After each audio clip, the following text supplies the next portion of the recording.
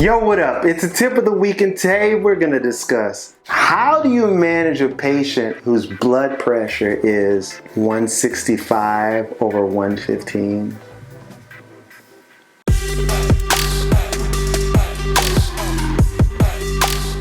Alright guys, so this week was very interesting to say the least. I wanted to share with you this experience, and since this month we're focusing on local anesthetic, I wanted to share with you my tips on how I allowed the patient to smile after surgery. Alright, so this patient came in. I had one of the doctors come in to come observe for concierge surgical coaching, and as she's observing me, I'm just thinking like, everything's gonna be straightforward. She's gonna see some wonderful cases, and then she's gonna be happy. Well, all that stuff happened, but it didn't go that way as I expected to happen. Now, I'm treating patients Tuesday through Friday, and I'll see some interesting things. But I'm thinking to myself, I've had individuals come all the time, this should be no different. Well, this lady, she comes in and she's freaking out. She's telling me how she had one of her grandchildren slap her, to, she's crying, sobbing, and I'm just like,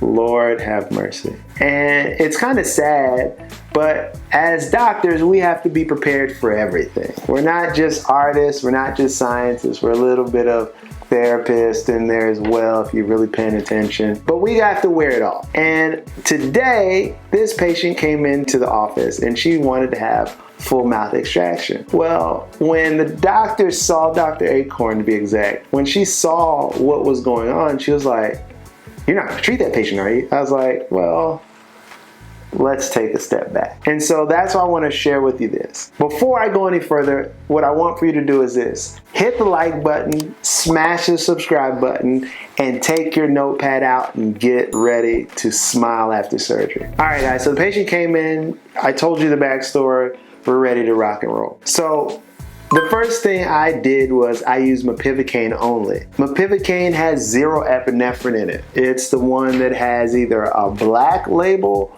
or a light brown label on it. Mepivacaine is really good because it can get your patient numb, but it doesn't have the effects of the vasoconstricting, and that's really what kind of throws the heart out of whack. So if you really pay attention to all the consults that you get back from the cardiologist, they'll say, no epinephrine, no epinephrine. And just FYI, we have endogenous epinephrine in our body, but we just don't want to throw any more on top of that. So immediately I let the patient know, hey, we're going to take it slow. I'm probably gonna have to break the procedure up in parts and pieces. You may just have to come back. Now she's getting about 20 teeth out, I think it was, plus alveoplasty. So procedure is going to take it some time. But anyways, I let the patient know, hey, we're going to take this thing slow. But in terms of the local anesthetic side of it, mepivacaine only, bilateral, twice, Gal Gates, in, out. Patient's good. I'm checking their vitals. Because their blood pressure was so high, tip number 2 is this.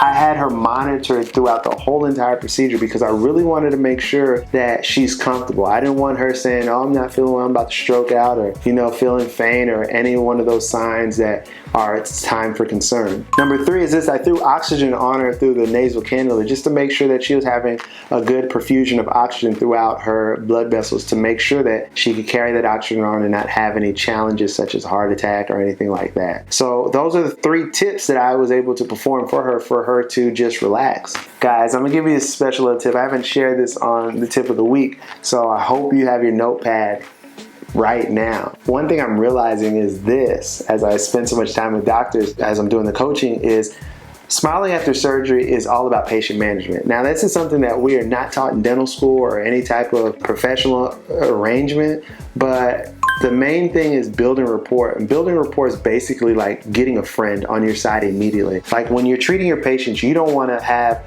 the problem between you and them. It is, we're looking at this together. And by doing that, the patient came in needing to have her teeth out. I wanted to perform the surgery to alleviate her of these challenges, and then we need to figure a game plan out. And so by her communicating me with her challenges, having some issues at home, and then me communicating my challenges and what's being had, we were able to come to a good game plan in the midst of adversity. And that's how you're going to build that rapport. Before, I didn't just brush her her off. I didn't say whatever. Now I know I'm getting away from the local anesthetic side, but I really want you to really grasp the understanding of smiling after surgery. And so I didn't just brush her off. I really listened and understood. I also did not allow her problem to be my problem. Hint, hint, as you really smile after surgery, but I don't let her problem be my problem. And then we were able to come together and work it out. And so what I was able to do is to take the procedure as much as I felt comfortable taking her to, and she was able to get to the point to where she was taken care of. And guess what? We got the whole procedure knocked out.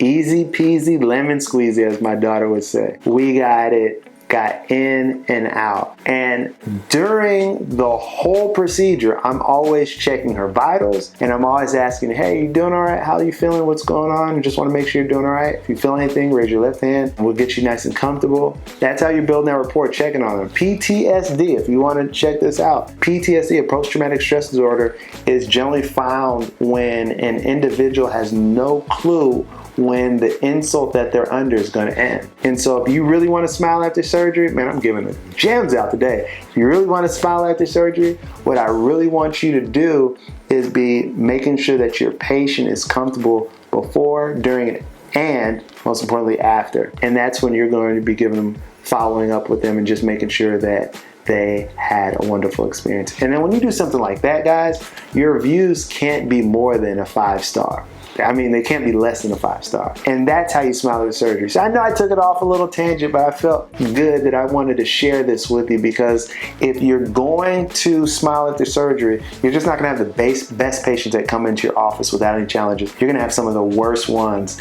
But guys, if you follow the principles I'm giving you, I guarantee you're gonna smile after surgery. All right, guys, so I think I've taken enough of your time. If there's any tip that you heard that was substantial, what I want you to do is put it in the comment section down below. Smash the like button, hit subscribe, share this with your friends. And by putting it in parentheses, the quote that you like the most, somebody on the other side of the globe is gonna read that notation that you put out, and they're gonna be able to also smile after surgery. All right, guys, I think I've taken a good amount of your time. Once again, I'm Dr. Jared Williams, and my focus is for you, you to remember what looks hard is often easy. Make it a great one.